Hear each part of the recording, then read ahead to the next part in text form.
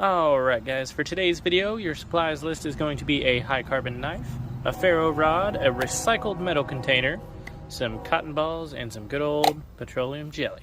Step 1, we are going to take all of our cotton balls and we're going to unroll them like so. We're going to go ahead and grab a piece of cotton and some Vaseline. We're going to scoop that off there and we are going to roll this up and mash it all around. Now that we've got these all mashed up and rolled around and put back into our container, we can just put the lid on, take it camping, and it's ready to start a fire for us, guys. They cost next to nothing to make. They are water resistant because of the petroleum jelly, so next time you're caught in the rain, you can start a fire pretty easy.